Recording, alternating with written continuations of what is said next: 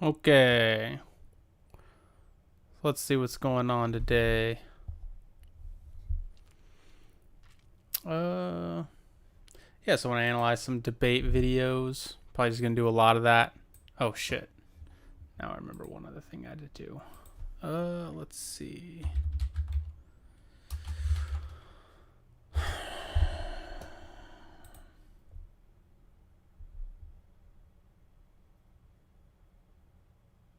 All right. That should work. Okay.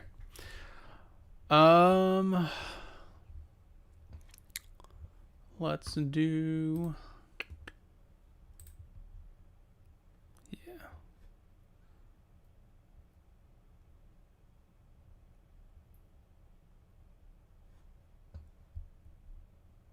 Oh shit. No.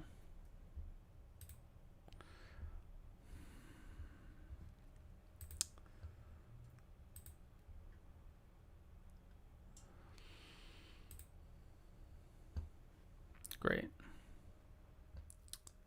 That is. Oh, okay. All right. Good. Okay, good. No, that shouldn't have done that. All right. Yes, I want to analyze some debate videos. Started watching part of this. Oh yeah, I wanted to talk a little bit about the Simone Biles thing. I think. Thought maybe it'd be interesting to find a debate on it, but there is none. I don't know if I can really talk about arguments in relation to that.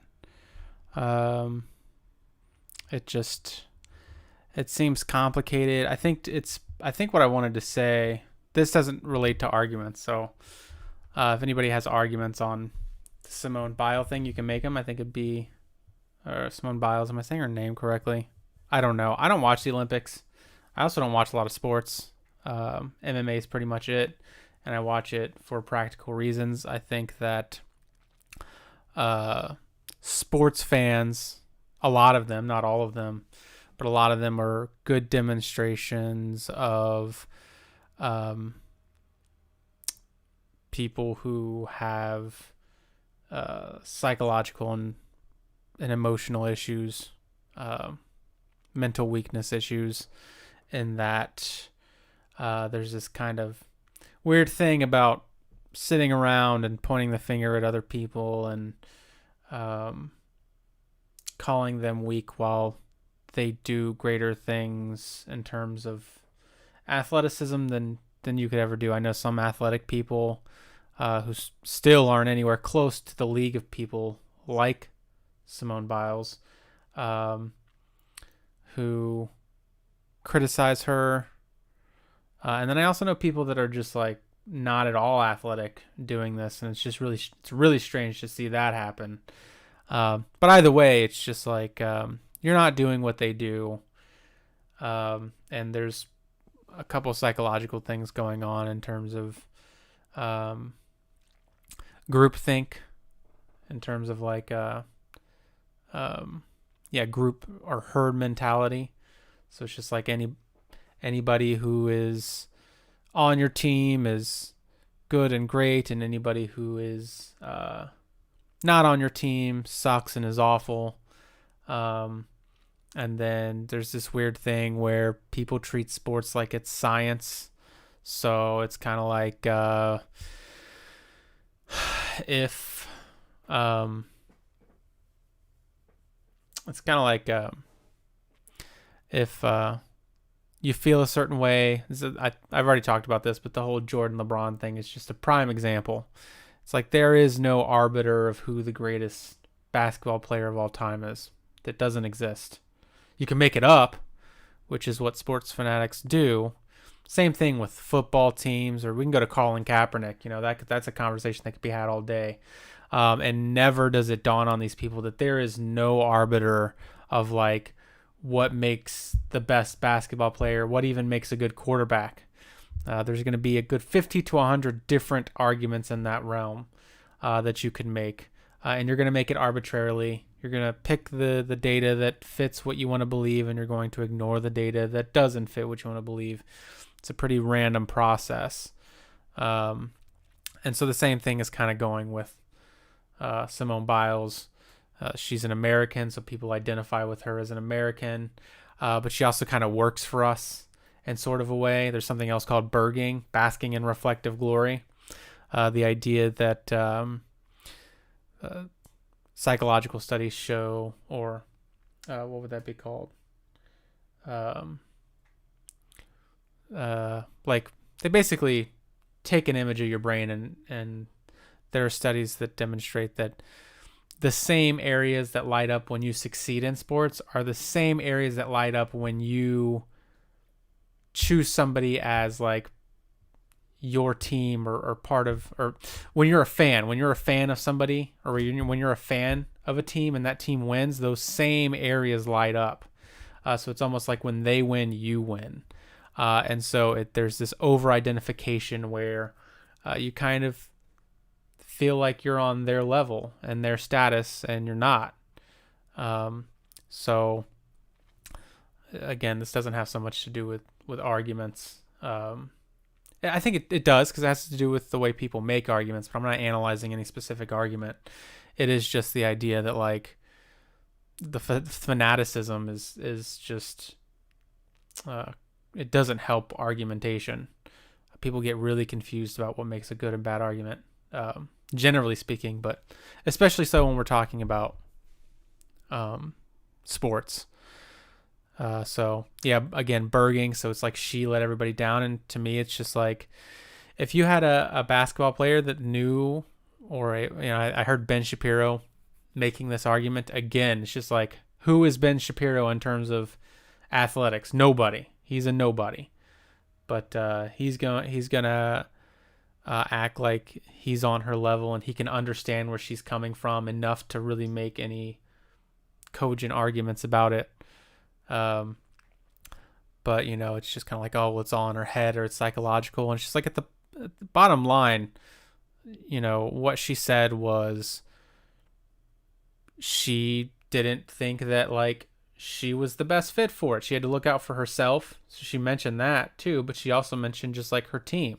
Like, you have to be in the right headspace for it. Is it not like, if a basketball player goes into a game knowing that they're not going to perform their best because they want the attention, or they want to be the one that gets the glory. And that's, again, the way like a lot of sports fanatics think, even though they don't do those things, they don't accomplish those things. Again, it's basking in reflective glory. It's all about the glory of that thing. You're basically just a selfish person. Like, you're saying, I'm going to put myself, and I'm going to, this thing is about me. It's not about the team. She stepped aside and she let other people step up, and still won, and still won silver. And if she would have went in, who knows? We might not have even gotten a medal. That was her call as an athlete to make, and nobody else's. Period. You can try to boil things down to like psychology, or this and that. You don't know what it's like. If you haven't been in that position, you really can't speak on the psychological matter of the thing. And as far as I understand, there's a lot of athletes that identify with her because it's not usually, is it just strictly psychological. There are actually physiological things going on with her as well.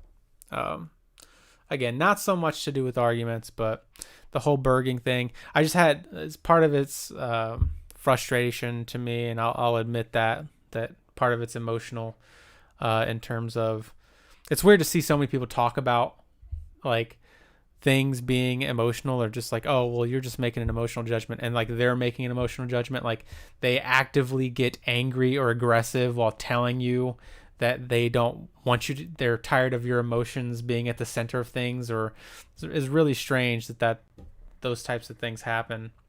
I've just been around too many sports people that it's just like, it's pathetic, the levels, the lengths they go to like preserve their egos and highlight their egos. Like, I'm sitting here just watching, I pick a football team, randomly. I watched that football team one time and I really liked the way they played, and so I pick them, and yeah, sure, I'm that thing.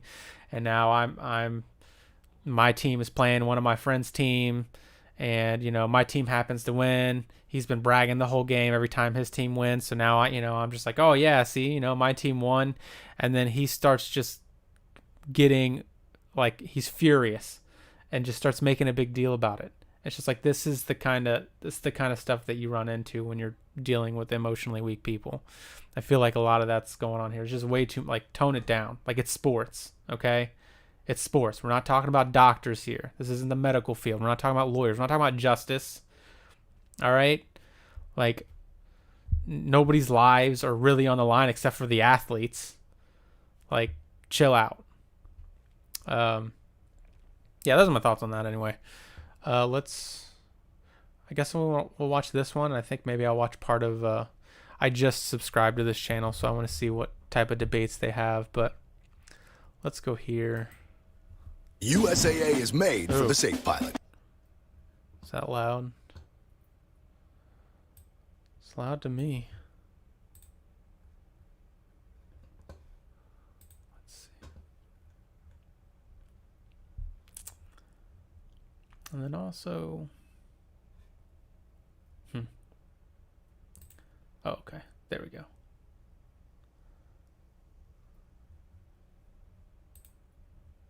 All right.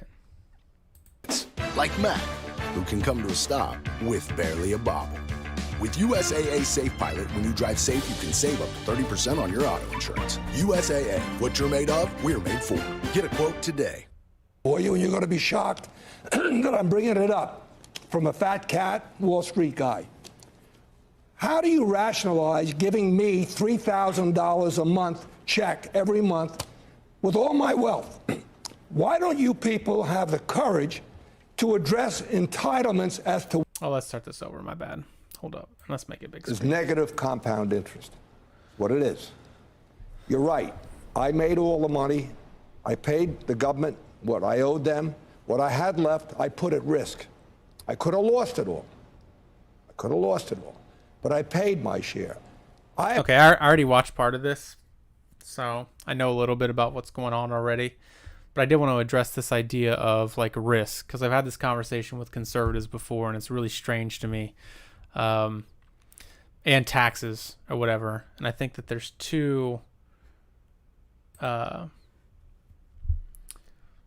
important conversations that can happen around that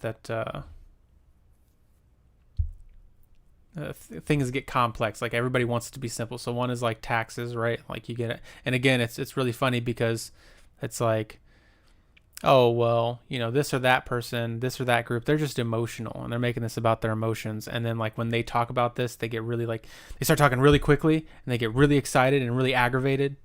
That's really strange to do that. And so that's one thing. It's just like, how much of my money do I owe you? It's just like, okay, don't, like, you're emotional. Like, just admit that you have emotions too. You're a human being. It's okay. It's all right to be emotional. You don't, the issue is that they make it about their emotions, and sometimes they are right. The other group is making it about their emotions, but also sometimes their emotions are the center of the argument. So it just depends. Yeah, with taxes, it's like if you use resources, other people can't use those resources. If you're taking up space, other people cannot use that space. If you're using infrastructure, you are using aspects of society that deplete. You're using up resources that everybody contributes to. So yes, you do owe recompense for that, especially if the argument can be made that what you're doing is harmful to the environment or groups of people, then yes, you do. What I like to do is it is a bit childish, I'll admit, or maybe even stupid, but like, okay, well, let's, like, how much of my money do I owe you? It's just like, well, let's start at all of it, and then like let's work our way back from there. Because as far as I'm concerned, like you often didn't plant the tree before you chopped it down. So really, you didn't do that, right? You did the chopping part, but that's not really, it's a lot harder for something to grow than it's a lot easier to destroy things than it is to build things or to, basically. So, and then the other thing is what he's talking about here now, which is risk. And it's like when you have this conversation with conservatives, they want to act like risk is the same, and it's not. And that's kind of part of the issue, is that we're in a scenario now where the vast majority of businesses that succeed based off of the amount of wealth that the person who created the business has. The reason that a majority of businesses fail is because of a lack of funding, because of a lack of money.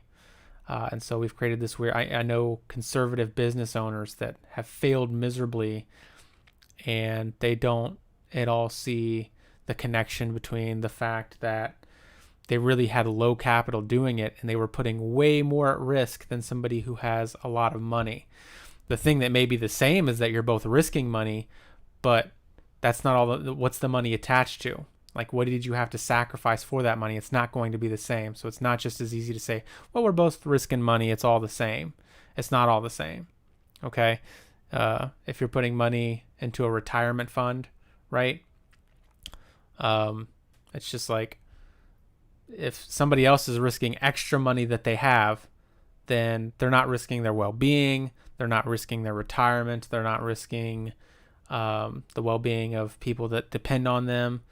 They're just risking money.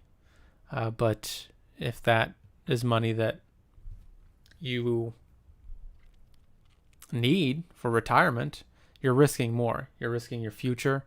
You are risking a lot more. So risk is not the same for people. So yes, he's risking money, but if he's got his retirement, he's got health care, he's got land, he's got savings, this and that. He is not risking the same as somebody else. It's not comparable unless you're going to be simple-minded about it. You're going to be small-minded about it. I have a bigger issue for the senator that I think I would hope she would address that to me is apple pie and motherhood. Senator, could we talk about the wealth tax just for a minute before we change subjects here? Senator, I have an easy one for you, and you're going to be shocked.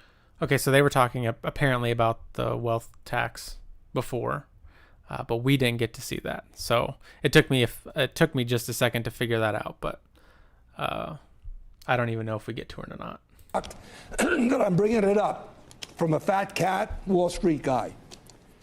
How do you rationalize giving me $3,000 a month check every month with all my wealth? Why don't you people have the courage to address entitlements as to what should no longer be an entitlement? I shouldn't get Social Security. Second thing, I pay a minimum alternative tax. I pay a tax no matter what my deductions. I owe the government so much money. Why don't corporations have a minimum tax? Third, what about the carried interest? Why not address that? These are home runs in terms of right versus wrong, in my opinion. I'll give you one example. This is shocking.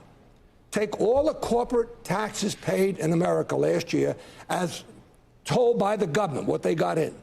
Home Depot paid 1% of all those taxes. One company that didn't exist 42 years ago. We take good care of our associates. Our vendors love dealing with us. It's profitable.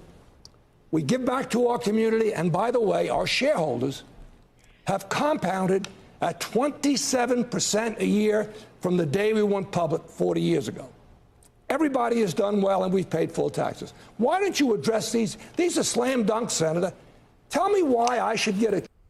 Okay. So I think what's going on here is a false dilemma. And so what he's doing it, because I actually think that these are all great points. And I already know what she says. She doesn't do well at addressing this. And I actually kind of anticipated that. But, when it comes to giving money to people who already have money, giving the $3,000 to people who already had money, I think that's fair to bring up. Sure. Yeah. Bringing up corporate tax, which there is, as far as I understand, a conversation about how much corporate taxes even help, and maybe it would be better to find ways to tax individuals based on income at progressive rates. And then what was the last thing he mentioned? It was, I cannot remember. Well, he did mention Home Depot. I'm guessing he's associated with that. But the point is, like, what's happening here is and this happens a lot, where one person is putting forth, in this case, Elizabeth Warren is putting forth a proposal to do something about an issue that she sees. And then the other side brings in these other issues as if somehow, because these things are issues, this other thing can't be an issue. This happens with like gun laws and the topic around psychology. It's just like, oh, we don't have a gun issue, we have a mental health issue, or we don't have a mental health issue, we have a gun issue. As if by saying that we have a gun issue, now we can't have a mental health issue, or because we have a mental health issue, we can't have a gun issue. It's a very strange thing to do. Like, so again, everything that he said could be absolutely true and things that would be addressed. It would not at all change. It would absolutely change zero about whether or not the thing that Elizabeth Warren is talking about is also an issue. That can still also, it can just be an additional issue. So, yeah, it's one of those weird things that people do. Makes no sense. Check, and my wife gets another $1,000 on top of that. Take it away from me. Have the courage to do it. I know it's the third rail of politics, but do it. Yeah, again, sure. Yeah, maybe. And let her talk real quick. And So let's start with the wealth tax. That's where we were. You don't want to address the issue. You don't want to address the issue of how I'm getting $4,000 a month. Yeah. So we have two issues here. At least in my opinion. One is that I think there was a better way to navigate this. Again, just pointing out the false dilemma, to just be like, I agree with you on X, Y, and Z, or here's where I agree and here's where I don't. That's not going to at all change that this over here is still an issue. That's not the way arguments work, right? And again, we can think of good analogies. It's like somebody says that somebody's fishing and there's an issue with the hook. The hook isn't sharp enough. One person looks at the hook and they can tell, hey, it's not really sharp enough. Another person's looking at the pole and they notice that really, like, there's an issue with the pole. The pole isn't really, it doesn't have the malleability and stiffness that it needs to really like properly yank on it, right? Maybe even another person looks at the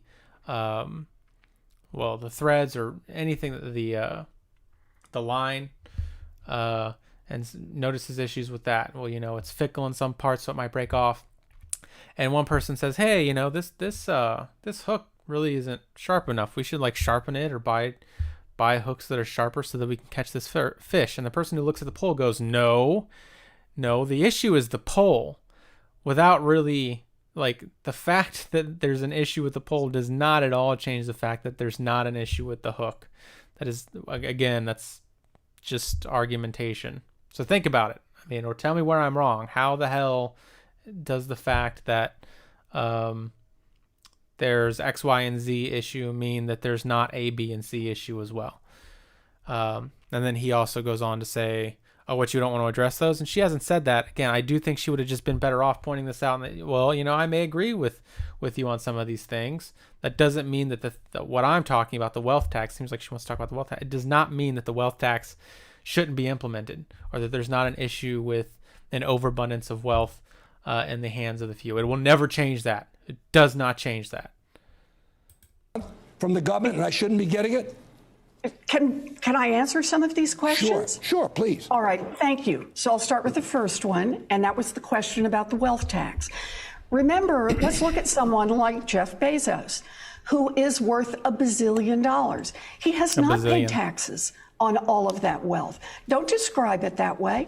In fact, Jeff Bezos, many years, has either paid nothing in taxes or he's paid about 1%. Why? Because he's... She must he must have described that either in a different place, or I wouldn't characterize him as saying that Jeff Bezos didn't pay taxes. I didn't hear him say that Jeff Bezos I'm sorry, her describing him as saying that Jeff Bezos paid taxes. I did not hear him say that Jeff Bezos did or did not pay taxes. So he may have said it earlier, but it's not apparent from what I see. His income is very, very small, but he continues to grow his wealth through all of his Amazon stock. And how does he then fund a lifestyle like he does? Not by cashing in Amazon stock, but by borrowing against it. Right now, we have a tax system, because it focuses principally on wealth, that actually doesn't capture the folks at the very top. It makes middle class folks pay, it makes working class folks pay, but it doesn't make those at the top pay.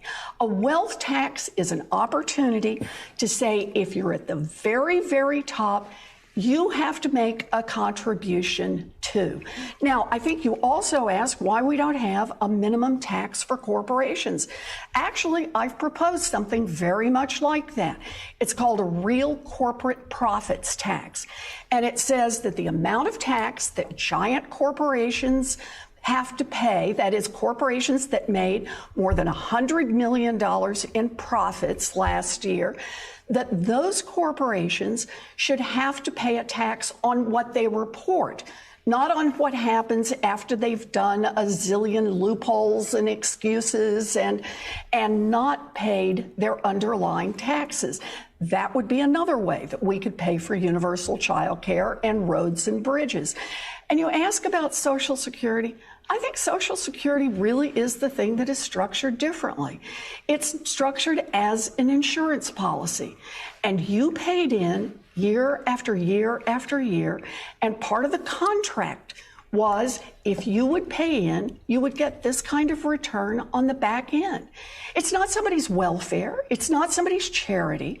It was an agreement that every employee in the country who is eligible for Social Security paid into and gets a return at the back end. Surely you wouldn't want to be the person who would go on national TV and say, after a contract has been negotiated and someone has paid into it for 40 years, that the federal government should turn around and say, oops, we changed our mind. We're not going to give you the payout that you earned by making those payments all those years.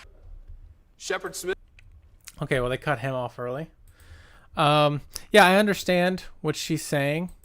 I don't really care. Like, in terms of the contract, it makes sense. It does make sense what she's saying in terms of the law.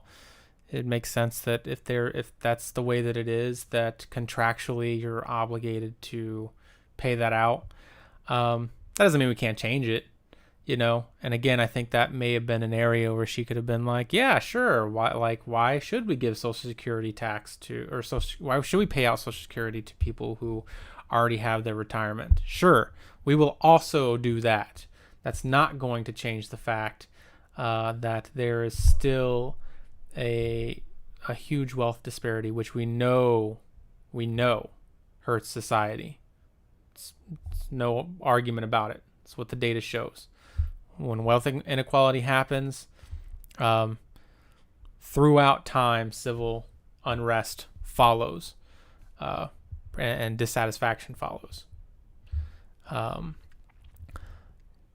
there's the Gini coefficient. There's different ways to measure it, but you know, that's where I'm just like, yeah, sure. Well, you know, we will, let's talk about proposing a way to make sure that the wealthy don't get Social Security, and also, what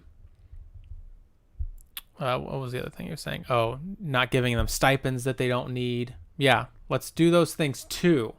And also, there's still a huge gap here, and that's not going to cover the gap, so we have to do more. A wealth tax may be a way to do that. That, you know, you want to go from there and make your argument. But let's go to modern debates. Let's see. So that's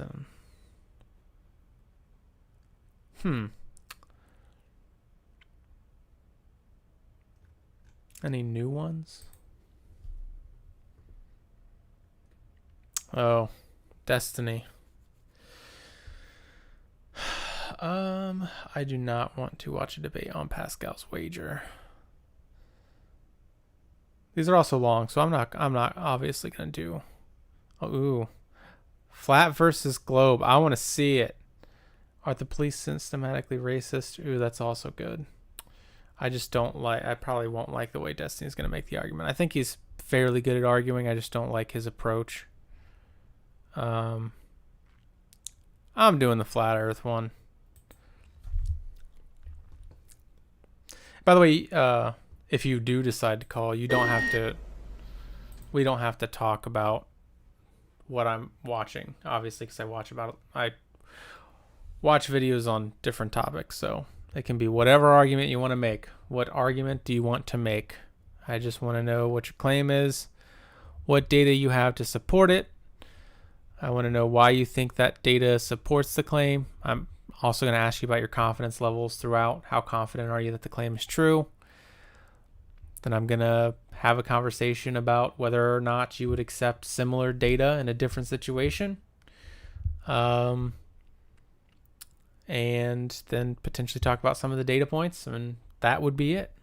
That's the process. It'll be pretty much the same process over and over.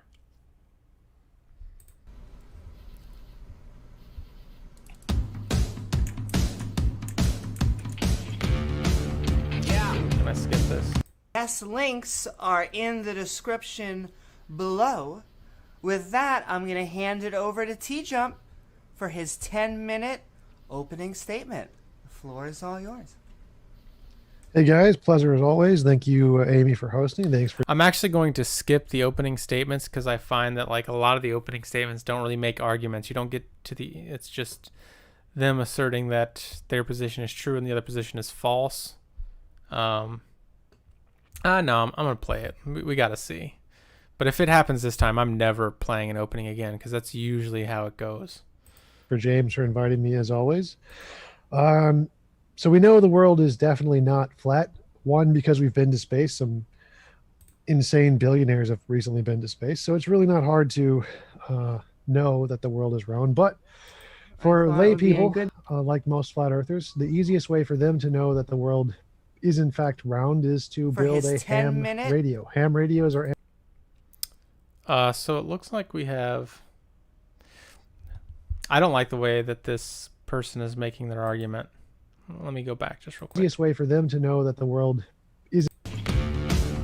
Yeah, sort of an appeal to knowledge. Below. With that, I'm going to hand it over to T-Jump. Yeah, so he's just kind of appealing to. It may be an appeal to popularity. Maybe it borderlines that. But I just saying, I just don't like the idea of just saying, well, we know this, so it's true. It's kind of just circular logic, circular reasoning. I would definitely say maybe going on here. Let me listen to it again though, just to be clear. For his 10-minute opening statement, the floor is all yours. Hey guys, pleasure as always. Thank you, Amy, for hosting. Thanks for James for inviting me as always. So we know the world is definitely not flat. One, because we've been to space. Some insane billionaires have recently been to space. So it's really not hard to know that the world is round. But for. Okay, yeah, it was just really the last part there. But yeah, I mean, it's like the argument is the world is a globe. Well, how do we know? Because we've been to space. Like we've seen its globular structure from the outside. So as an object, we've seen it be globe-shaped. In terms of, the astronauts themselves, accounting that that's the shape of it, and then also the pictures that are there. That seems like, so I can't think of too many analogies where we would discount that information. It's just like if we send a bunch of people to, if we send a bunch of people to the next state, and we were like, what does Indiana look like, or whatever? What is a building in Indiana look like? And they came back and they said, well, there's definitely 4 walls, and this is the shape of the building in Indiana. Even though I haven't been to the building myself, the fact that they have is still pretty compelling evidence. And it would be better if they took pictures. If they had pictures of it, then we could in some way observe it ourselves, even though it's not firsthand. For Well, lay that would be a people, good- like most flat earthers, the easiest way for them to know that the world is in fact round is to For build his a ham 10-minute radio. Ham Oh God, what is going on? radios are amateur radios. Anybody can build one in your backyard. Really easy to operate. You have to build a pretty expensive one, but once you build a ham radio, you can use it to ham bounce radio. signals off of the moon. You can send a radio signal, which works exactly like radar does. So we know radar works. Even flurfs should know that radar works, and they can use it to bounce radio waves off of objects like planes, missiles, buildings, cars, whatever, to know their shape, size, distance, in all the different ways it is, how far away it is from you, where it's going, and how it's traveling, and all kinds of good information you can get from radio waves. And we can do this with the moon. We can bounce radio signals off of the moon, so we know how far away it is, what its shape is, et cetera, et cetera. And when you bounce radio waves off of the moon, like all night long, from the beginning of the night to the end of the night, and you can bounce it off during the day too, but you get the same approximate distance every time. It takes about 2.4 to 2.7 seconds for the radio waves to bounce off the moon and come back. Or just to bounce off the moon, I think it's like 5 seconds total, divided by 2.5 seconds, which means that the moon is about 250,000 miles away the entire time, all night long. It's 250,000 miles away. And if you know basic geometry, if an object is the same distance away the entire time while traveling across the sky, that means it must be traveling in an arc. It has to be going in a big circle. If it was going in a ellipse, or just hovering over the planet at approximately the same distance the entire time, then the distance to the moon would change as the night progressed. It wouldn't be the same distance. Also, it wouldn't be the same distance for each different location on Earth. If you measured I actually might not be smart enough. Like, I'm trying to imagine this in my head, and it seems like my gut feeling is that that's not correct, but I am also confident that I'm wrong about that. So my guess is he just understands geometry better than I do. That's my guess. I understand it vaguely. distance to the moon from different places on Earth, you get different distances. But what we see is we get the same distance every single time, no matter where you are on Earth, no matter what time of day it is, no matter if multiple people are measuring it at the same time, you always get the same distance, which means the moon must be traveling in a big circle or an arc. If that's the case, then if the world were flat, then the moon must be traveling from the surface of the Earth and then up into the air and then crashing back down into the surface of the Earth. It's the only way it's possible. Okay, yeah, that I understand. Yeah, so that makes sense. Yes, if it was disc-shaped, then the distance would change unless the scenario that he's talking about was occurring. So there's really no way around that.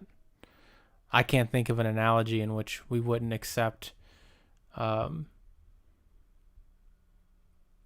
shape of something in which it's demonstrating that pattern. Can't be traveling in an arc from everywhere with the exact same distance unless it was just crashing back into the world somewhere so far away that no one could actually get there. Obviously, that's not the case, which means because we know that the moon is always out somewhere in the world, we can always see the moon, then the world cannot be flat. It's not logically impossible unless we're like in the Matrix or something. It's not possible for the world to be flat. And that is the easiest way. Anybody can do it. Anybody can build a ham radio. We can prove the world is in fact round very easily. And I will conclude there. Mm-hmm. Thank you so very much, T-Jump. And all right, we're going to hand it over to the other side for Dave's 10-minute opening statement. The floor is all yours. Cool. Just a quick question, T-Jump. You said flurf. What does that mean? You said flurfs can do this too.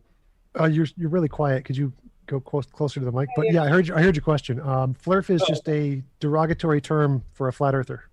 So can I call you a baltard after this? Sure, you can call me whatever you want. I don't care. Oh, okay. So we're doing name calling. Yeah. That's where we're starting. Sure. All right, you know that's already a logical fallacy in a debate, right? It's No, only it's a not. logical fallacy if you use the Yeah. Okay, I'm gonna let him explain. What am I doing? name calling as an argument. I didn't use it as an argument, Yeah. so it wouldn't be a fallacy But then why would you even use the word flirt in the first place? because it's funny. Okay, so Yeah. So again, we're in a scenario where the person who is advocating on behalf of what the scientific community says understands reason and logic, and the other person does not. So he's trying to say that this is an ad hominem fallacy. I've made this mistake before, by the way. I was also a conservative Christian, so doesn't bode well. The idea is that if somebody makes the argument, you know, the world, let's say the world is flat. Well, how do you know that it's flat? We know that it's flat because ships don't ever go over the horizon, let's say, or you can see a ship the whole time, or some stuff like that. If you can see a ship the whole time, therefore, or if you can see a ship the whole time, then the Earth must be flat. And somebody else comes along and they say, no, your argument is wrong because you're an idiot. That's an ad hominem fallacy. So what I'm saying is your argument is wrong. Your argument is wrong. How do we know your argument is wrong? Because you're an idiot. If you're an idiot, then your argument must be wrong. This is obviously fallacious because any way you want to define idiocy, the validity and the soundness of an argument come down to the structure and the components of the argument itself. It doesn't have anything. It shouldn't be anything external to that. So that's where you get the ad hominem fallacy. Now, if somebody makes that argument and I say you're wrong for X, Y, and Z reasons, you're wrong because actually you can observe that phenomenon in some ways, or there's always going to be an issue in the distance, or the multiple ways that you may dismiss that argument, and then you say you're an idiot. It is not an ad hominem fallacy. It's just an insult. So it's just an insult at that point. So that's where, again, Davey does not understand logic and fallacies, the things that I'm sure, the terms he uses, it seems pedantic. I'm sure if you agree with flat earth or you disagree with anything that I say, and I point out any of this, I am sure it will come off as pedantic. But if you're using the terms logic and reason, these words have meanings. And so I think it's fair to say, you should know what they mean. At least I do. Maybe that's not fair. I would like to hear that argument. Doesn't understand the difference between an ad hominem, which is specifically defined, and just being insulting. So, T-jump is insulting. At the most, maybe you could call it like a red herring. It's definitely not a red herring here, but insults can be used as red herrings sometimes. But definitely not an ad hominem is the point, which is pretty, he didn't say it, but it sounds pretty clear that that's what he was going for. It's amazing to me that people like this, who probably don't even really understand the reality that they live in, there's only about 4 different types of people who think that they live on a globe. They think it, Only they believe 4, it. huh? They don't know it for a fact. I know for a fact that T-Jump has never been to alleged outer space. I know he's never been higher than a plane, which only flies between 34.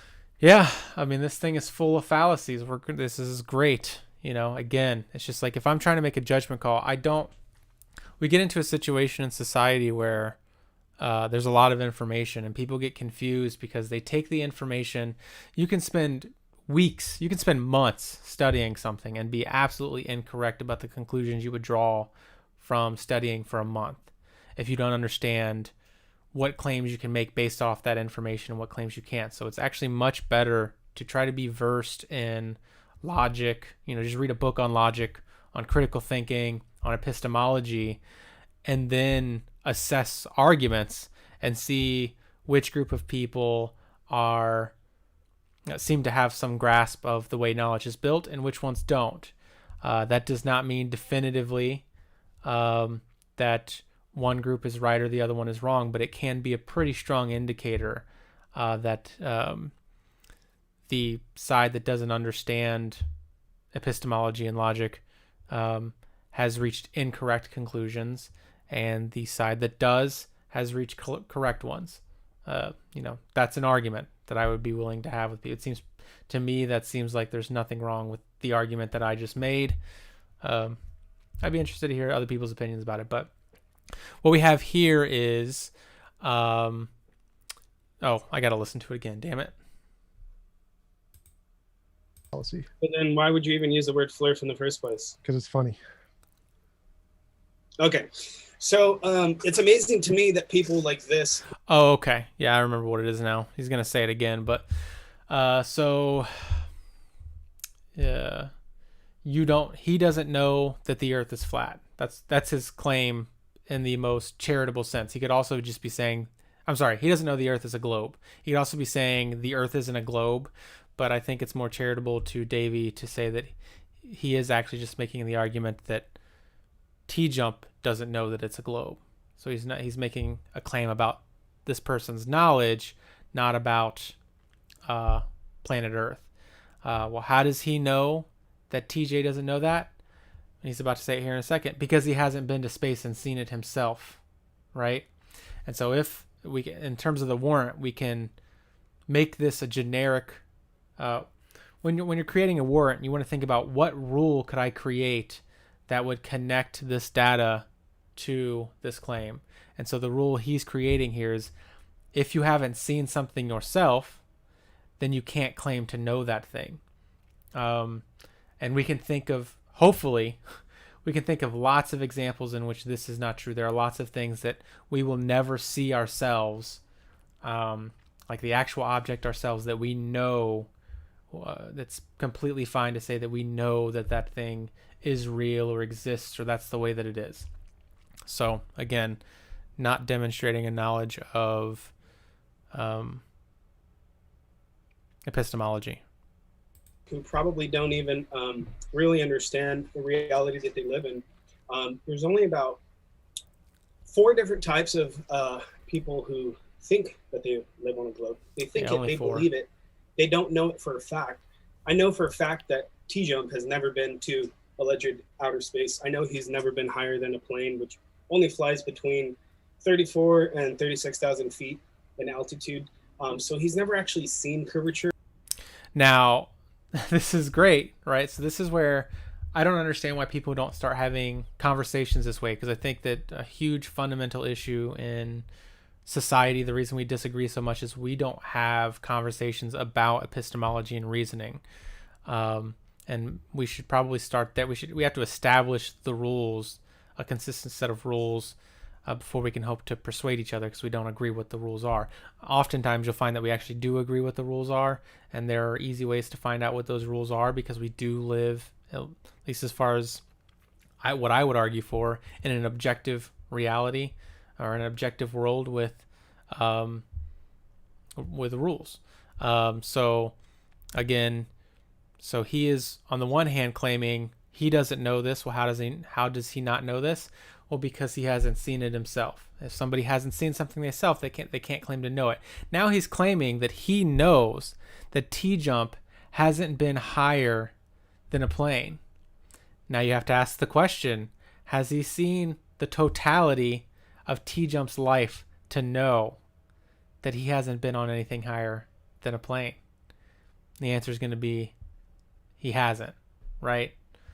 We can infer that he hasn't done that. So he can't claim to know that T-Jump hasn't been. And again, like, to me, that seems like a really good thing to point out in terms of helping this person start to make progress and understanding that there are errors in his reasoning.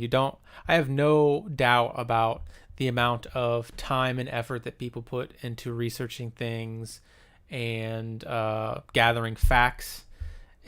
There's a tenuous connection between the facts that they gather and the conclusions that they draw from those facts. So I think that the conversation would be better had by focusing on those things, not the facts themselves, which is unfortunately where a lot of debates go, and then we get bogged down and just like kind of just, throwing up facts at each other, and then, oh, well, your facts suck, mine are awesome, and I win type deal. It's just like there's no reality in which Davy can be right, because he is simultaneously saying that you can't do the thing that he's doing, which is hypocrisy. My guess would be that Davy would think that hypocrisy is wrong. And so we should avoid it. We should avoid being hypocrites. Let's kind of jot that down as a rule. Nobody has actually, it's actually lost in court, in the court case in the state of Georgia, 2019, Zen Garcia versus Thompson. He won in court because the Baltard, if we're doing the name calling, had no evidence of curvature in reality. So there are only 4 types. One is confused, which usually the... Okay, so now we have a legal argument here, right? Which usually when we're talking about law, we're talking about morality. We're not talking about like objects. We're not talking about what exists in terms of like what would be called ontology in philosophy, to not have a less pedantic way to put that, versus morality. And so the idea is that the law decides what's true in terms of like objects, not just morality. And so it's a bit of an appeal to law. It's actually not an appeal to the law. It's just an awkward way to do it. It's like, I have to come up with a good analogy for that, but hopefully we can agree that the law is not the arbiter of what's objectively, well, no, yeah, we can't say that. So I got to take that back. That's something I just need to think about and come up with a good analogy against. I feel like I can, but if not, then I'll retract it. But for now, I would say you can decide in a court case that somebody who is clearly wearing a red shirt is in fact wearing a blue shirt. Well, we get into color blindness there, but what would be another better one? That somebody is naked when they're not, and the fact that it was established in a certain court case wouldn't be the best way to it wouldn't be the best way to figure out whether or not that was true. There are better sciences, there are better fields of knowledge to use to actually figure out what's actually going on with that situation. In the law, we really want to know more about like situations of morality. I think it's still interesting to look up, though. I mean, I'm actually going to write that down real quick. And that's another thing too, is a lot of times when I do this, I've done this a lot, the person who's making claims like this usually didn't actually understand what was going on, because I do think that the legal system, like many other fields that build knowledge, I think it has a certain level of legitimacy. So it's something to consider. It is not the end all be all, because we separate the law from morality, in terms of like, or maybe ethics, maybe a better way to put it.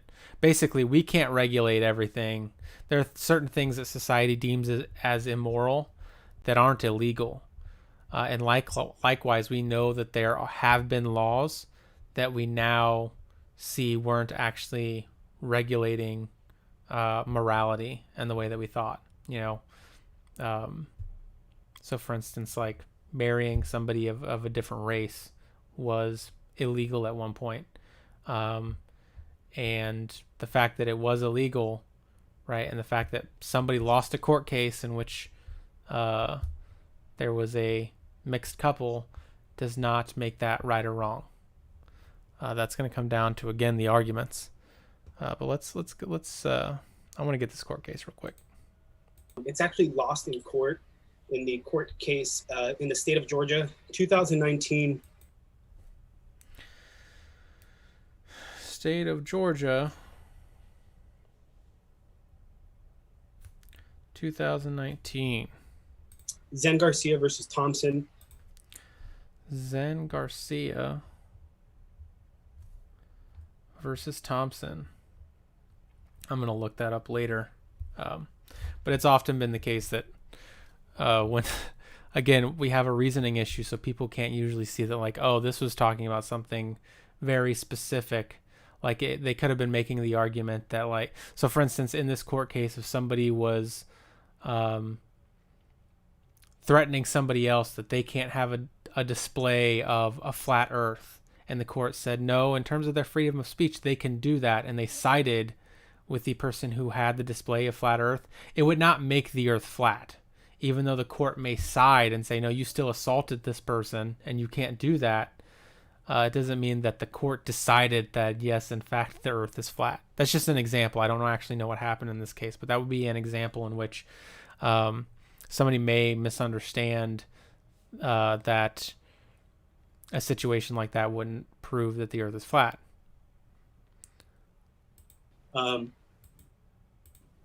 He won in court because the Baltard, if we're doing the name calling, had no evidence of curvature in reality. So there. And he's also made a claim here that the Baltard had no evidence of curvature.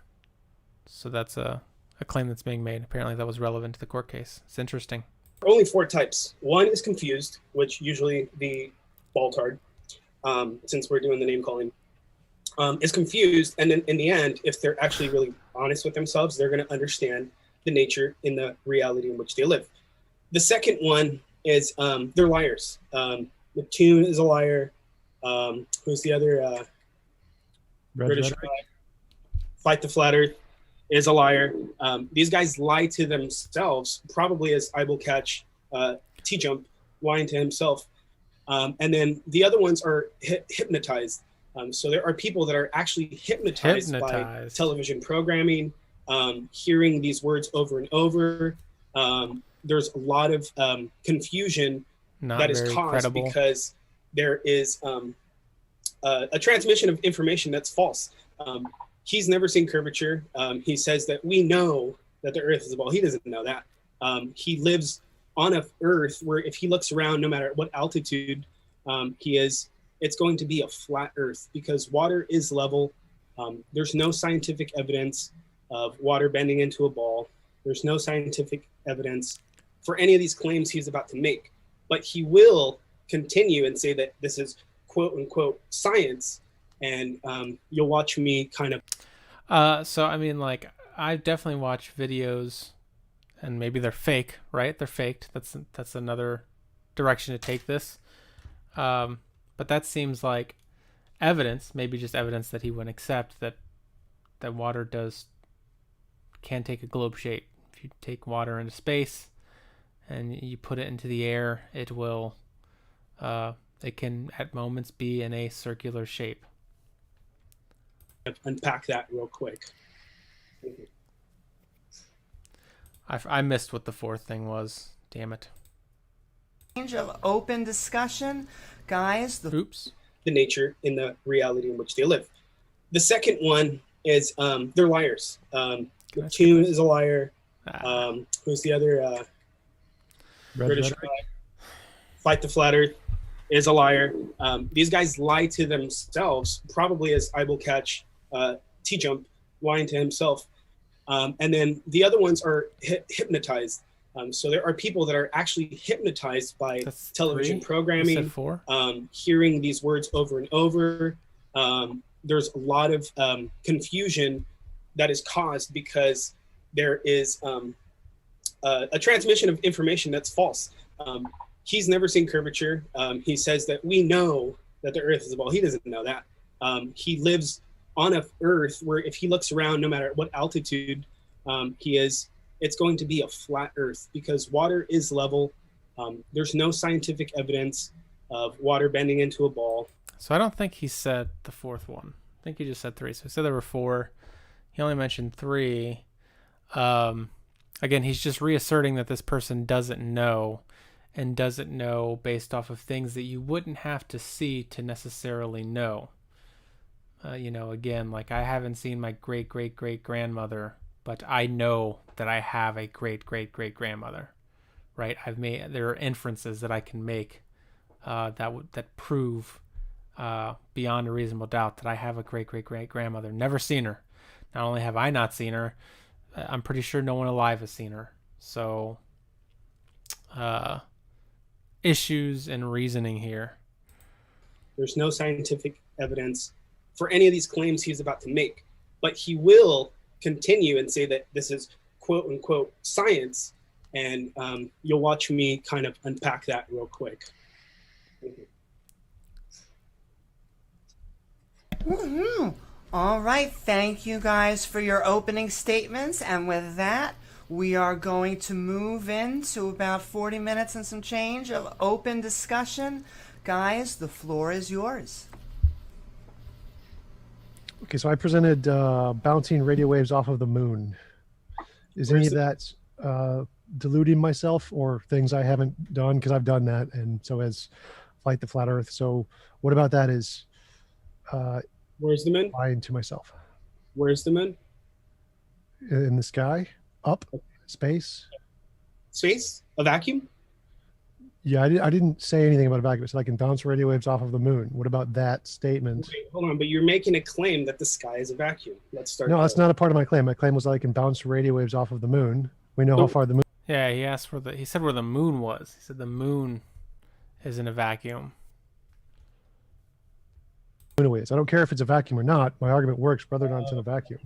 So we're not going to do this right now. We're just going to go into bouncing radar waves off the moon. Okay, so yes, when these men, these Freemasons claimed to go to the moon, wait. My argument was I and you can build a ham radio and we ourselves can bounce. Yeah, that's a bit of a non sequitur. Oh, these people faked it, so like I guess it can be faked, but his point is that you can do it yourself. It's an experiment that you can do as a person. So we're not talking about some secret society. Like you would have to. The only way that could work is to like be a part of the secret society yourself and delude yourself in some way. Which may be possible. Radio waves off of the moon. I don't care about Freemasons. Okay, cool. So you're saying that the moon is in space. Now you have to prove space. No. I said we can bounce radio waves off of the moon. Yes or no? Do you agree? Yes, he's definitely trying to turn this. This would be a non sequitur. This would be a red herring. He's trying to turn this. So he is making the claim, we can prove that the Earth is round. We can do that by bouncing radio signals off of the moon and back and measuring the distance. If we can make that type of calculation in the most reasonable conclusion, or the most reasonable shape that comes from that is a sphere, then the Earth must be spherical or globe-shaped. And then he rebuts, that's an argument, right? And he's not looking at the warrant. He's not saying, okay, so here's what's wrong with your reasoning. Here's what's wrong with your data. He has now changed this into a conversation about the vacuum of space. So again, he's trying to pivot and deviate from here. He's not dealing with the argument. He has now changed the focus of the conversation away from the argument to another topic. Does radar work? Which T-Jump is not making an argument about. It's not like that would be what we would call a enthymeme. So like there is the implication that there is a vacuum of space. In some ways, you actually don't even really need that bit of knowledge that much. It was kind of like a side item that he mentioned, but it's very loosely connected to the actual structure of the argument and the data being given. Do you know what radar is? Why would I agree with you? I've never done it. I don't care to. I'm trying to prove the shape of the Earth. I'm not trying. Don't care to. That's a bad sign in terms of demonstrating himself to be a reasonable person that cares about the truth, right? It's like if somebody says, hey, there is an experiment that you can do to prove yourself wrong, and you're like, I don't want to do that experiment, which I actually just had recently, very interesting. I might pivot and start talking about that a little bit. That doesn't bode well. That doesn't really demonstrate that you're a critically thinking person. You care about what's true or false, and you're also open to the fact that you could be wrong. Which are really all things you need to be an honest, reasonable person. Trying to prove that you can take a radar and do anything with it. So okay. No, I'm the one proving the shape of the Earth here, so you have to like address my argument. So wait. Yeah. And let's So get see into an again. actual debate. Go ahead. He knows. So he's just reiterating what I've just said. He knows that Davey has not addressed his actual argument. He understands that. Yeah, so my argument is I can prove the world is not flat by doing this. So if Is it no, you scientific? don't, what? Is this scientific evidence? Yes. Yes. It Okay, would be go ahead and scientific. give me the dependent and the independent variable. Dependent and independent verbs have nothing to do with scientific evidence, but okay. So Woo! Got Yeah. him. Okay, No. so this guy says that dependent wait, variable. wait, wait. I still get to give my evidence. Don't interrupt. Don't interrupt. Yeah, so there's a lot. There's like not everything needs an independent and dependent variable. This is where he doesn't understand epistemology. There are things that you need that for very specific epistemological reasons, but it's like if I want to prove that things fall towards the earth, that's a claim I'm making, right? And so I just take this pen. You notice that it dropped. Where is my independent and dependent variable? I've just conducted an experiment that shows that things fall towards the ground.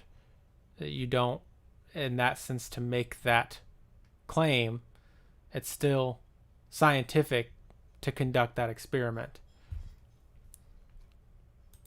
Let me give the evidence. Scientific whoa, evidence. Whoa. Let me give the scientific evidence. You don't know anything about science, so don't tell me about science. So wait. The scientific evidence is we can observe and make testable predictions. That's what science is: observation and testable predictions. Mm-hmm. That we can build No, that's a not what science is. wait. You lied. Don't interrupt. Science isn't observing and making testable predictions. That is what science is. Don't Higher. interrupt. Got to define science with. Yeah, you need like independent and dependent variables for like there's a wide variety of reasons that you would need it, but it's more for like inductive arguments. So again, this person probably doesn't understand the difference between like even an inductive and deductive argument. Deductive arguments are a lot of times based off of inductive arguments, but they're more tautological. So they're more like kind of like they have the feature of actually being like a circular argument, which is very interesting, but there's just no way to avoid that. And yeah, you can make observations and say this observation was made and it's going to be an experiment, it's going to be scientific, and it's going to prove something definitively. And you can test it and retest it, which is really what's needed for the basics of science. There are different types of, hopefully that doesn't need explaining. There are different types of experiments that you can do, right? It's just like if somebody asked, prove that this thing is poisonous, right? And then somebody was like, did you test the physics of the poison? It's just like, what does testing, did you test the density of the poison? And it's just like, that's a different experiment. That is, we're concerned about something else. So yeah. The terms given to us by experts. Stop So go ahead. interrupting. Stop Don't interrupting. give me your definitions of a ball tard. I've heard these way too many times. Stop interrupting. That definition. Stop interrupting. Go ahead. Amy, can I'm you gonna mute have him? to cut Because this we gotta move forward here. No, we don't do muting here. Amy, Yeah, well, guys, let's just. Amy, if he continues, you gotta mute him. Just go. And yeah, if. I don't want to have to do 2 or 3 minutes, but let's just. All right, so I don't care what the Flurf's definition of science is. The Flurfs are idiots. What matters in science is a way to differentiate imagination from reality. You have an idea in your head and you want to know if that idea corresponds to something real outside of your imagination. And the way we do this is called novel testable predictions through observation. That's what science is. So we can observe the fact that we can build a radio wave, a radio transmitter in our backyard called a ham radio. We can bounce the signals off of the moon, so we know, like We can bounce it off a building, how far a building away is. We can know dude. how Keep far. going. Amy, you got to mute him. You got to mute him. Just mute him. And No, stop repeating yourself. well, Just mute him. just Amy, let Amy, him. stop. Just mute him. Just mute him right now. Mute him right now, please. Yeah, I don't like this. So I am going to skip forward and see if it changes at all. There's nothing to analyze here. Spew that you always give. You bald heart. Yeah, go ahead and yawn. You need that really bad right now because you. Hey, Emma. We need a mattress, right? Yeah? I've been doing a little. You just got pummeled by a flat earther. I educated you in science. You're a clown, 100% clown. How the hell are you going to manipulate the moon? So you can't refute anything I said. Oh, so you can't. Yeah, you're trying to deflect from this. So you can't refute anything I said. That's how dumb you are. You can do nothing to anything I said. You can't don't even know counter what it. science is. You said in the very beginning. Yep, this is By building debating. the ham radio and balancing it off the moon and having it come back. And so, yeah, all of that stuff fits. So if you want to know a specific definition of like what the independent variables are, you can figure that out. You know, I don't like the way that T-Jump is arguing, generally speaking, but he has given an argument that has not been addressed by Davey, and that's all I can really assess now. So again, like, this might be a point where like a flat earther, or if we were talking to somebody else, they might say, don't you see the way that other person's acting? And I'm like, yes, but they made an argument and I'm dealing with that argument. So while I may generally disagree with their attitude or the way that they're handling the situation, it doesn't make their argument wrong. Their argument has still been given. It still seems to work, and it has not been refuted yet. At least from what I see. Again, he could have done it earlier, I guess. I can't really say that fully. I can say from what I saw, it hasn't been refuted. But Davey doesn't seem... Well, hold on. I am going to go back and wade, a little bit through the childishness. It's funny because I do things like this sometimes. I just don't do them in person. And I also feel like I wait. To me, I try to stick to the argument, and then if the other person starts to become childish, I do, and I just shouldn't do that. That's why I'm doing like these live things, because I feel like it would go a lot better. But it still sucks watching. So I'm going to wait for this and see if he actually ever directly addresses the radio wave argument. Variable and an independent variable. So he's scientifically illiterate. And here he's trying to say that it's just an observation. Looking at the moon is science. Yeah, he needs to talk to multiple scientists. He needs to read a book on what science is. It won't take long.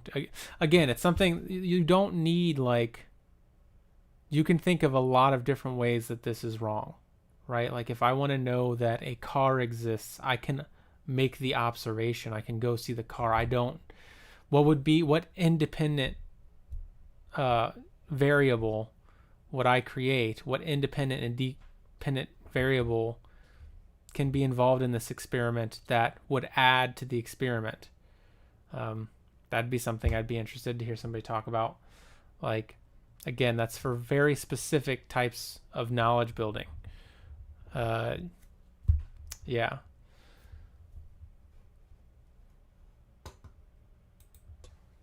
There you go. I just did science. No, he's wrong. Scientific evidence requires the scientific method. He didn't even know what that is.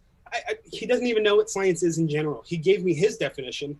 And when I stopped him, he wanted me muted, which is what McToon does, which is what Fight the Flat Earth do. They mute me when they're getting pumped. Yeah, I mean, again, I think there's just better ways to address what he's doing. T-Jump is getting flustered. He's trying to control the moderator, and the moderator is in control. I would just let her be in control. I wouldn't try to control her to control him. That you start seeming manipulative at that point.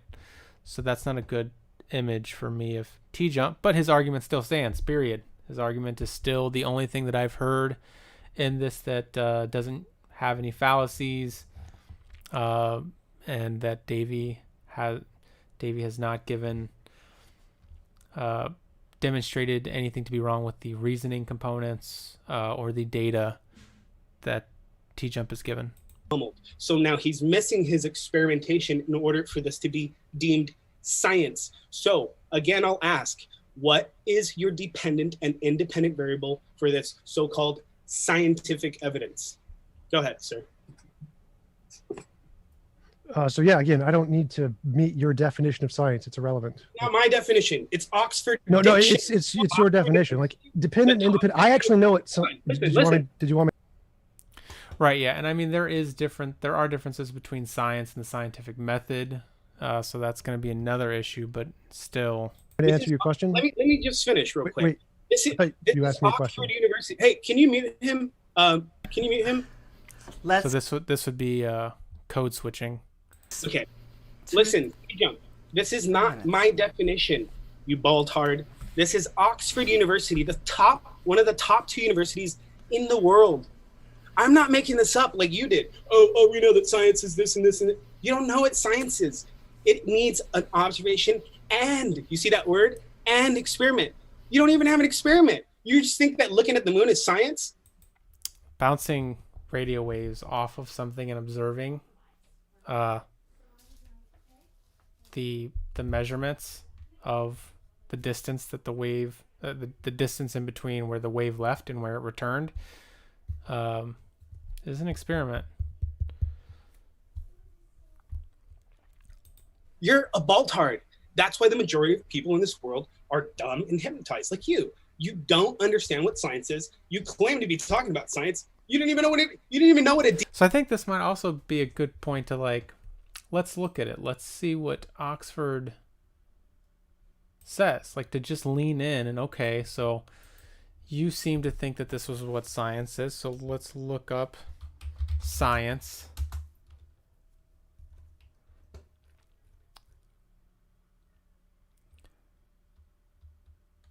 So science, this is Wikipedia. Let's ignore that because I know some people will discount it, even though it would be perfectly acceptable for this situation. Science definition.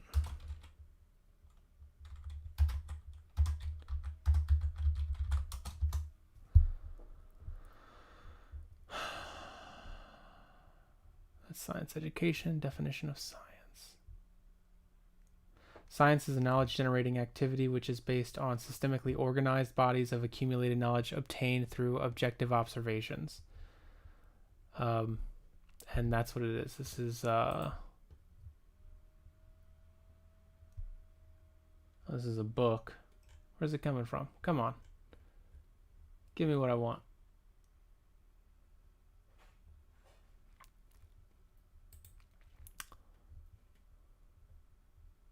Okay, this is Berkeley.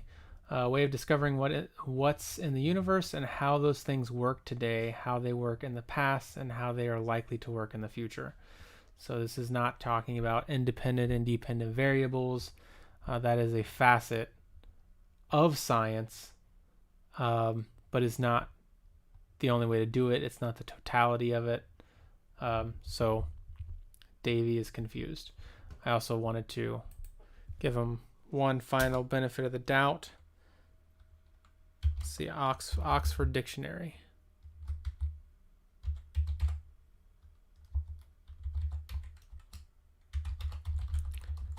Did he say Oxford Dictionary, or did he say... He just said Oxford, didn't he? I think this is probably where I'm going to stop it, because... And experiment. You need the experiment. So he didn't even know that scientific evidence requires a dependent variable and an independent variable. So he's scientifically illiterate. And here, he's trying to say that it's just an observation. Looking at the moon is science. There you go, I just did science. No, he's wrong. Scientific evidence requires the scientific method. He didn't even know what that is. He doesn't even know what science is in general. He gave me his definition. And when I stopped him, he wanted me muted, which is what McCune does, which is what Fight the Flat Earth do. They mute me when they're getting pummeled. So now he's missing his experimentation in order for this to be deemed science. So again, I'll ask, what is your dependent and independent variable for this so-called scientific evidence? Go ahead, sir. So yeah, again, I don't need to meet your definition of science. It's irrelevant. Not my definition. It's Oxford. No, it's your definition. Like dependent, independent. Oxford. Yeah, so Oxford Dictionary. Oxford Dictionary.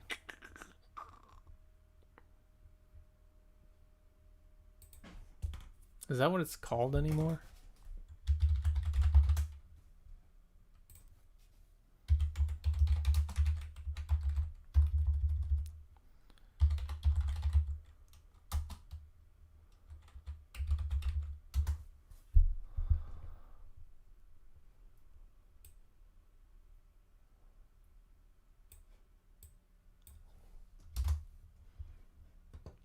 Yeah, the OED.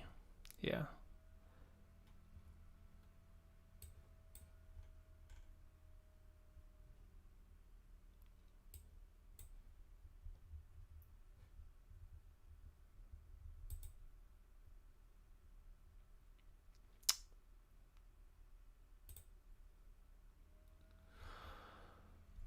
Oh, okay. I actually might not be able to use this, or I could, but it would take a while for me to get access to it. Damn, it's like that's been a while since I've used the Oxford Dictionary, so.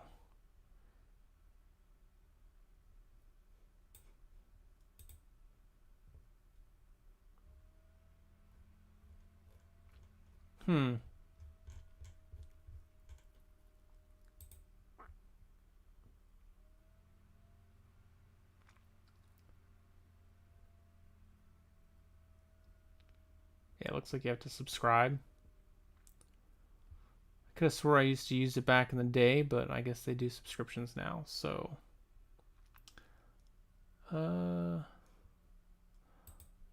Let's do this. I'm gonna try one more thing. So I guess he subscribes to the Oxford Dictionary. Oh wait.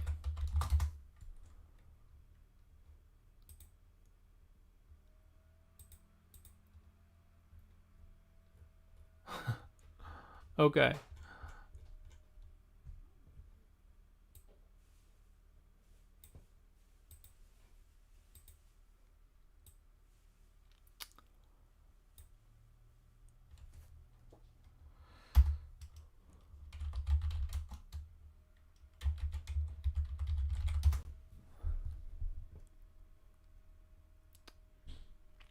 Yeah, so I don't have access to it. I don't think. Wait, hold on.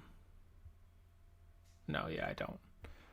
This is the Oxford Learner's Dictionary. Again, knowledge about the structure and behavior of the natural and physical world based on facts that you can prove, for example, by experiments, new developments in science and technology, the advance of modern science and laws of science. So this is not saying you have to have an independent and dependent variable. I think maybe at one point I thought that too. So I even understand where he's coming from. But that is not, in fact, how it is. There's a reason that independent and dependent variables exist, and they exist for very specific reasons. And if you don't understand what those reasons are, you can be mistaken about their use in building knowledge when it comes to science. So, again, he's confused. I actually know it. So, Listen, did you want me to answer your question? Let me just finish real quick. Wait. Let's go like way further into the thing and see what happens. Flat Earth is not a belief. It's the nature. LOL surprise! Color change surprise! You can collect color change families. Even the ball. Of the reality in which we live. A belief. I'll give you the definition of a belief so that we can take this to the woodshed. An acceptance that a statement is true or that something exists. T-Jump has a belief that he lives on a ball, even though curvature math lost, or curvature proof lost in a court of law. I actually know that the Earth is not a ball, at least a sphere, with the radius that the size that they've given us. I can debunk that if we want to move to curvature, but I don't think he wants to go there because he's kind of already lost this one. You want to move to curvature? You want to move to gravity, T-Jump, anything else? So the Flurf is so dumb, he doesn't know that knowledge is actually a subset of belief. So knowledge is some things you believe are true. It's no, when you know something, it's because you have information. Here, let me bring up. Boy. No, This is actually, I agree with T-Jump, but I also know why Davey's confused, and it's for good reason. It's because there's a lot of things online. There was a huge confusion, specifically in the atheist community, about the interchangeability of those words. It's like, well, if, I don't believe in evolution, I know that evolution is true. And it's just like, that's arguments like that are stuff that just has to be given up. Like both of those things can be true. So you can both believe that evolution is true and have knowledge that it's true. It's like, I definitely, like, my car is gray, and I also definitely believe that my car is gray, and that's okay. So a fear of the word believe. Yeah, I'm not gonna do any research for anybody here on independent and dependent variables. I started to, but you could just look it up yourself and start to see that Davy does not understand the purpose behind independent and dependent variables, which is, again, in terms of demonstrating that you know what you're talking about, in terms of reason and epistemology, you should not just be able to use the words independent and independent variable. You should know what purpose they serve in building specific types of knowledge. And I think, again, that's where T-Jump could have that conversation or challenge him on it. And maybe it would be better challenge there is like, so what is the purpose of independent and dependent variable? Or he can ask critical questions here that he's not asking. So if I throw a ball against the wall and it bounces back to me, can I not make claims about it being a certain density or it having certain properties? Yes, you can. You can do that. And that would be science, and that would be an experiment. And I don't need an independent and dependent variable to make those types of claims. Definition. Oh boy, let's not bring up definitions anymore. I want to live definition of knowledge is a justified to be aware true through belief. observation, inquiry, and information. I have information that the Earth is not a sphere. Over 100-kilometer flat water span distance, we will observe under 1 meter of vertical drop. Where are the 782 missing meters of Earth curvature? They don't exist. The Bolivian salt flats are 100% proof that we do not live on a spinning ball that has this radius of 3959. Why? Because we don't observe 781 meters of vertical drop at a 62-mile or 100-kilometer distance. Ball debunked. Sunsets debunk the ball Earth. If I'm standing on the island of Oahu and I'm looking at Kauai, which is 200 miles away, and I'm at a 6-foot height, observer height from sea level, I should observe the sun being obstructed by the horizon at 3.1 miles. That is curvature math. Now, I can see the sun setting way behind 200 miles. Why? Because the Earth is not a ball. I just debunked the ball again using nature. Okay, wait, hold on. Okay, so I understand what he's saying. Yeah, so he's also making an argument here.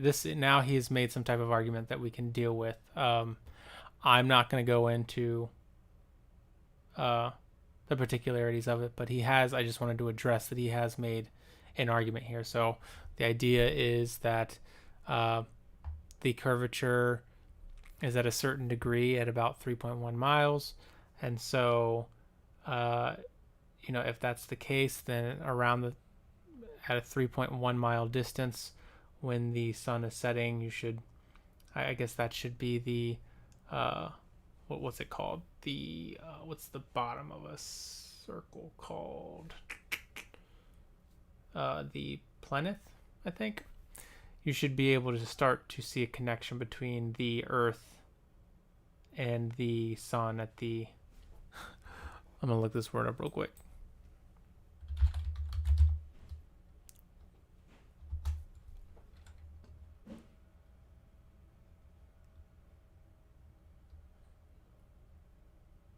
I am not even close. So let's see. Let's show up.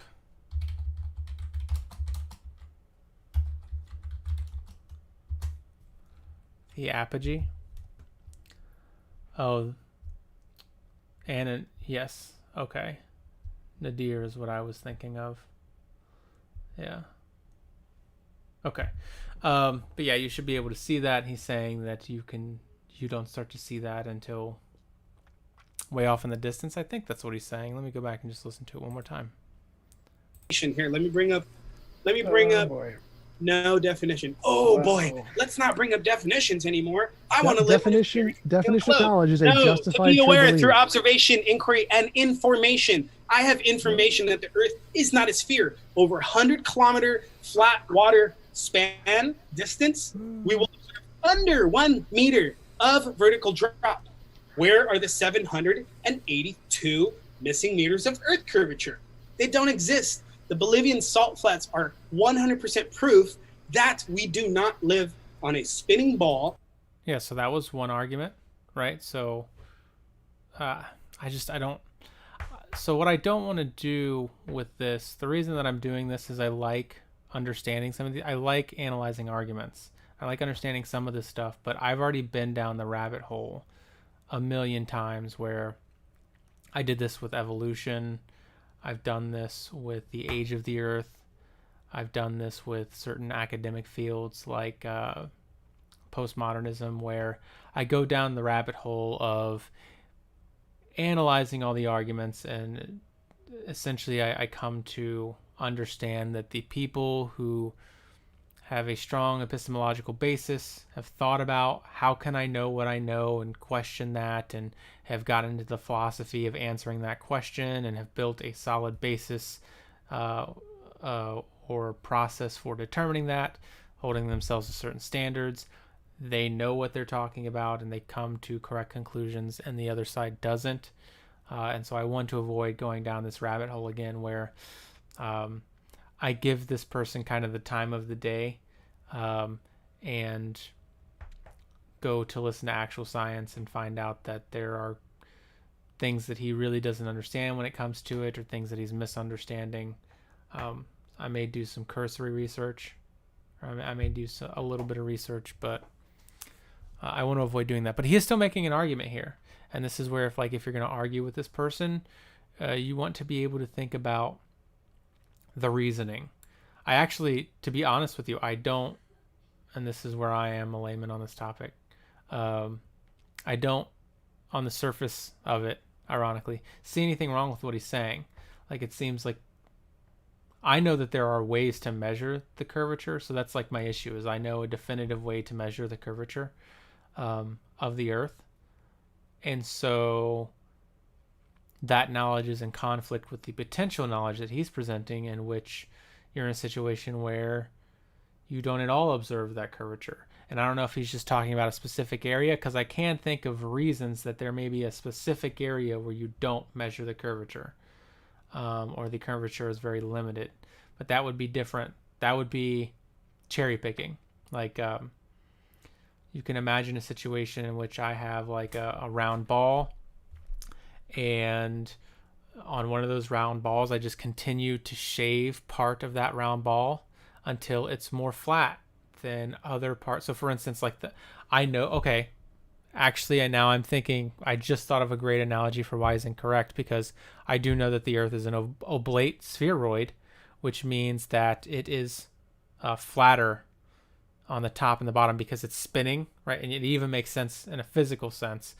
If you take a ball and you spin it really fast, right, it's going to get just a little bit flatter. It'll still mostly be a globe, but it will be flat on the top and the bottom, where the I'm going to use this wrong word, but I don't care. Centrifugal force is causing it to take more of a disc shape. And maybe that's where you start to even find some common ground with him and say, like, hey, I'm not saying that there can't be disc-like qualities, right? But my point is that then means that, like, if you measure at those areas where it's the most flat, the curvature is going to be less apparent, and you would be cherry picking at that point. Well, I measured it, yeah, but you measured it at the 2 points where it's most flat, and really what you would want to do is measure it in 100 or 1,000 or as many locations as possible, and make an inductive argument and say, based off of all these observations, we can tell overall it is more globe shaped or spherical, even though we have some evidence that parts of it are flatter. So also this idea that it is, yeah, so I've now dismissed a few of his arguments just based off of the very few things I know. So there's, again, it's important to know that the Earth is oblate spheroid. So I can absolutely think of a scenario in which, and again, you could give him an analogy. Imagine you have a circular ball, but imagine we squish that ball a little bit, or we put it in a vacuous chamber where it's floating, and we spin, and you would have to find a way to center it. But we spin it very fast, it's going to start to flatten on the top and bottom, even though overall it's globular in structure. And then we measure the top of that, and we don't notice a curve at the top and bottom. Does that mean that it's not globular? So that is a way of showing that his reasoning is off. We can't imagine a scenario in which what he's saying can be true in terms of the data, but that would not lead to the conclusion he wants us to reach, or the claim that he wants us to accept. That has this radius of 3959. Why? Because we don't observe 7. Yeah, so it's not then we can also conclude that it's also not a perfect curve. The topography of the Earth it's not a smooth surface. So obviously the curvature is going to be different at different areas. It's also not perfectly globular. It's not a perfect sphere. So there are places where it is more flat than others. Yeah. So again, issues in reasoning. 781 meters of vertical drop at a 62 mile or 100 kilometer distance. Right. So, and again, none of these distances matter, because while that generally may be true, we know and can prove, it's kind of like if you measure the distance between the top and the bottom of a mountain, and it's pretty significant, right? Or a certain area, and it's just like vertically up, that you can conclude that you can conclude something about the shape of the totality of the thing based off of that one observation. Or, well, I'm not seeing the curve here when I measured from the bottom of the mountain to the top of the mountain. So therefore, overall, it can't be a globe shape. Yeah, there's issues in that reasoning right there. So again, I think that should be how the conversation should be had, is asking very specific questions about why his data proves his claim, and does his data in fact prove his claim, which it doesn't. Ball debunked. Sunsets debunk Mic drop. the ball Earth. If I'm standing on the island of Oahu, and I'm looking at Kauai, which is 200 miles away, and I'm at a... Oh, I also want to point out, too, Oahu, because I think this is fair to do. Maybe I'm being biased about this, but if you go back to T-Jump's original argument where he was talking about the radio wave, he didn't just mention measuring in like one location. He talked about measuring in a bunch of different locations and getting those measurements. Whereas Davey seems to be citing particular instances, which is again another signal to me that he doesn't understand the logic of the situation. He doesn't understand how reasoning works. He's ignoring that you don't just want one or two experiments or a few experiments or a few instances. You really want a bunch of them, which T-Jump has said, we want to do that. Davey doesn't seem to understand inductively you have to do that. 6 foot height, observer height from sea level, I should observe the sun being obstructed by the horizon at that is what he 3.1 miles. That is curvature math. Yeah. Now, I was thinking about it, like sometimes sometimes I forget stuff. But yeah, at first that seemed really compelling. It seems less compelling now because I can think of instances in which absolutely that would not be the case, especially given water being malleable and there being different daily sea levels, or it seems like it wouldn't be the same measurements all the time. Now, I can see the sun setting way behind 200 miles. Why? Because they're Way behind 200 miles, right? Yeah, so if in a lot of areas it can be measured at 3 miles, certainly at 200 miles you would expect to see something. There may be a reason that you don't. I'm just saying I wouldn't just be like, oh, I know exactly, oh, this guy's an idiot or this and that. I would be curious. I'd be like, why is that?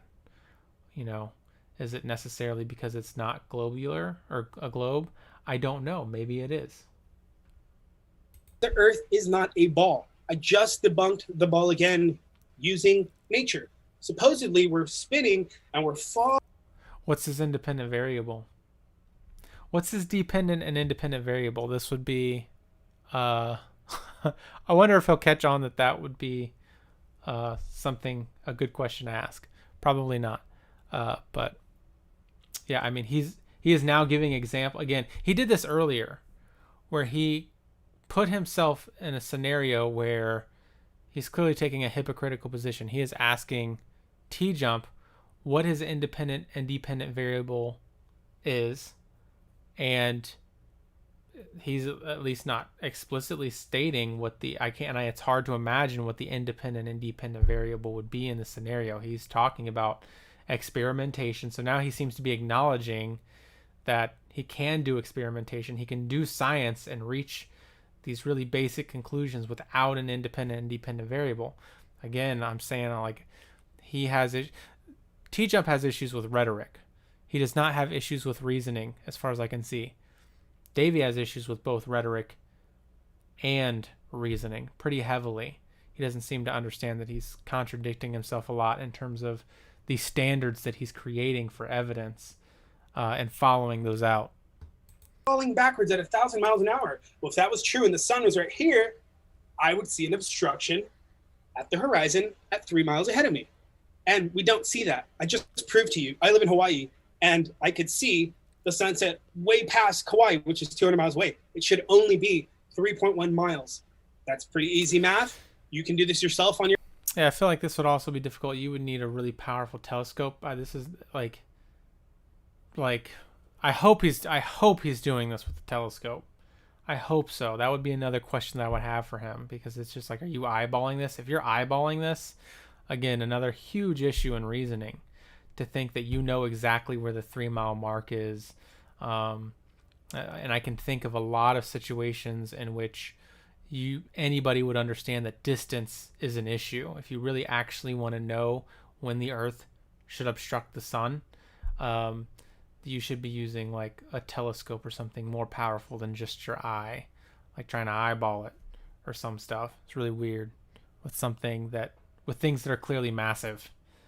Your iPhone, it's 1.23 times the square root of the observer's height, which is 6 foot, and you should see a tangent to the geometric horizon that does. He is eyeballing this. I can tell now. He is eyeballing this. What a mistake. You know, you can.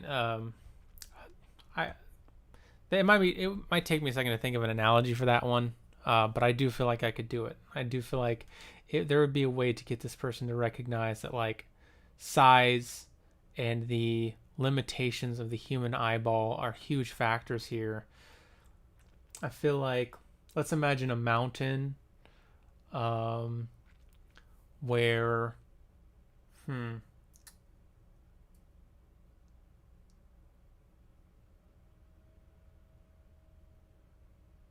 it would take me a minute, but I could do it. There's definitely just the fact that I know he's trying to eyeball something so massive. There's an issue here.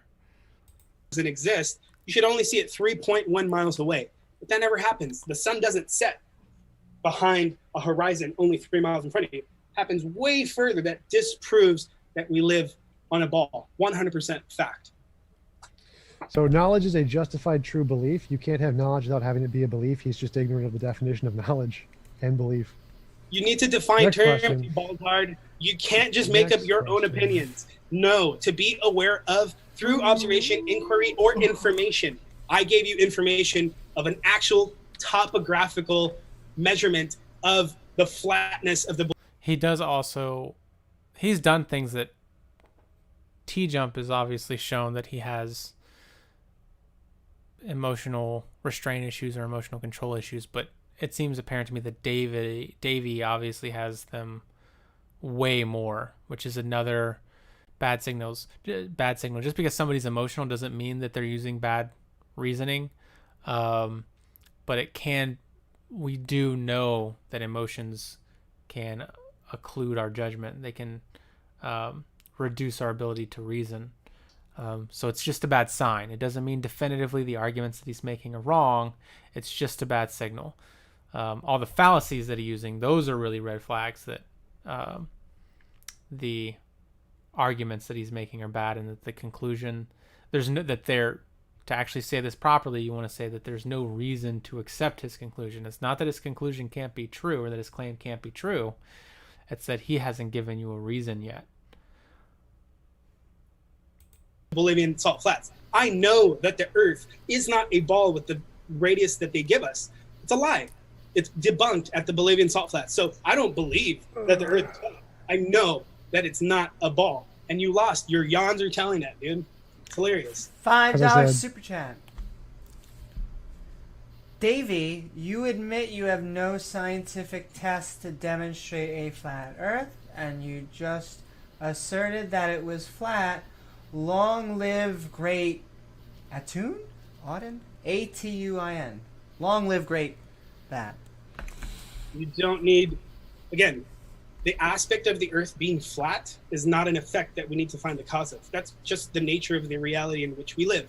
What I used using a university professor's measurement, topography measurement at the Bolivian salt flats, was that we have 100 kilometers and only one less than a meter of vertical drop. Yeah, again, this is cherry picking for sure. To just look at one area and say, see, this area demonstrates that it is flat. It may just be particularly flat in that area. You want multiple measurements. Over 100 kilometers, where it should have been 783. No, that's a general measurement. So, yeah. That right there is a measurement of the physical and nature that we live in that proves that we're not on a ball. End of argument. Ball debunked. $5 from... That's information. That's something that I know. So no. Yeah, so T-Jump isn't going to address this. I'm going to watch just a little bit more of this and then I'm out. But yeah. By the definition of Oxford Dictionary is to be aware of through observation, inquiry, or information. This is not my definition, T-Jump. This is Oxford, okay? That's the definition of no. I have information that the Earth is flat. I know it's pretty flat if there's only under a meter of vertical drop, okay? To believe is you just accept it. An acceptance that a statement is true or that something exists. You just accept it. Let's believe it. Yeah, that's not what that definition says. He just interjected just, by the way. So you can notice that. Again, there's reasonable it's reasonable that he misunderstands the definition of belief, but the definition was an acceptance of something, and he changed that to just an acceptance. Acceptance can be based off of legitimate or illegitimate reasons, and usually if it's a legitimate reason, this would be justified true belief, that in which the justification accurately leads to the belief. We call it knowledge. You need those three components. You need there to be justification. You need the justification to reasonably lead to the conclusion that the person has stated. And you also conveniently need that thing to be actually true. And then you get knowledge. That's why people say, do you believe in gravity? Oh, he doesn't believe that the Earth is a ball, because it's all a belief. What's a belief? Pseudoscience. Pseudoscience is just a systematic belief. It doesn't require real science. It just matters what's in your imagination. That's what T-Jump has. He has admitted he doesn't know what scientific experiment is. He doesn't care. He's just all about imagination. He watches so much Star Wars, wants to live on a ball so bad that he convinces himself that he lives on a ball when he's just a liar, confused, or hypnotized, or probably all of the above. $5 super chat from Harry White. Why don't you save up and go to Antarctica via Argentina in the summer and observe the 24-hour sun, which should not be possible by flat earth theory? Flat Earth is not a theory. A scientific theory also requires systematic experimentation. So there is no such thing as a scientific theory of flat Earth, and there's no scientific theory of a globe Earth, because Earth is... Yeah, so theory has multiple meanings. In science, it does mean something very specific. So it's fair enough to say that not only is flat Earth not a scientific theory, but it actually, in terms of the way that we build knowledge, it would never be. It would just be something that you would prove. It may be more of like a model of the Earth, but it wouldn't become a theory. So he actually seems to understand that component of it. So he is right about that. So yeah, the person, I don't think anybody's going to address that he is using examples that don't have independent and dependent variables and is still considering it.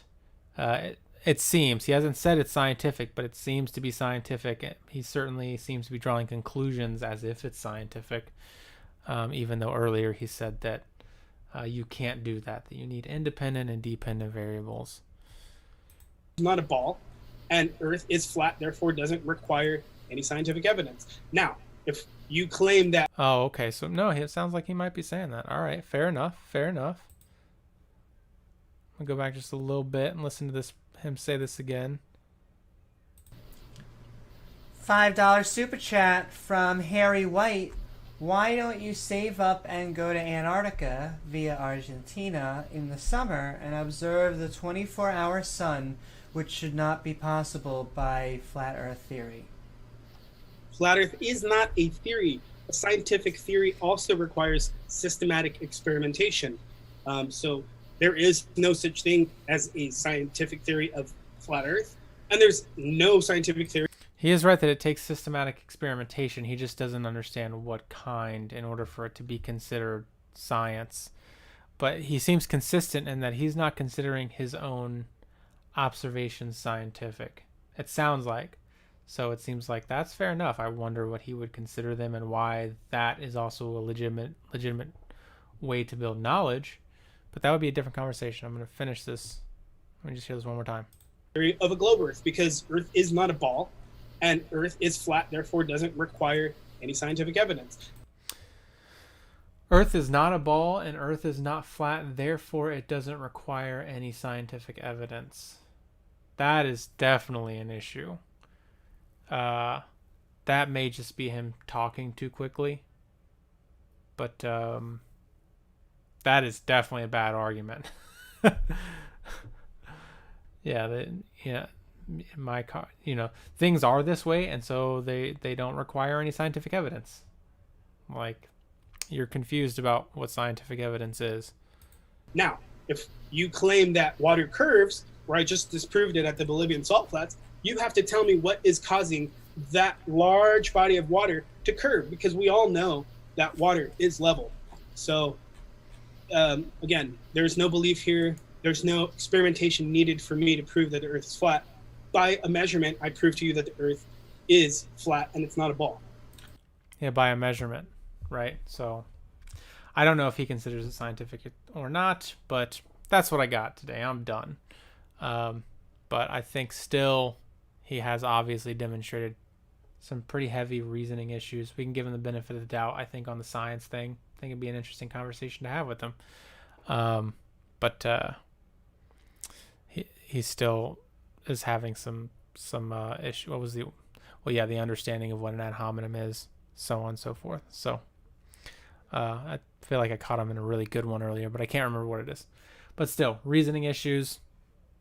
T-Jump not demonstrating the same level of reasoning issues. Maybe composure, rhetorical issues, but not reasoning. Davey is. I would put my bank account on, if I did throw research over on this, understanding how epistemology is built, that I would end up finding that T-Jump's conclusion is supported by the information and the rules of logic and reasoning, and Davies isn't. Kind of spitballing it.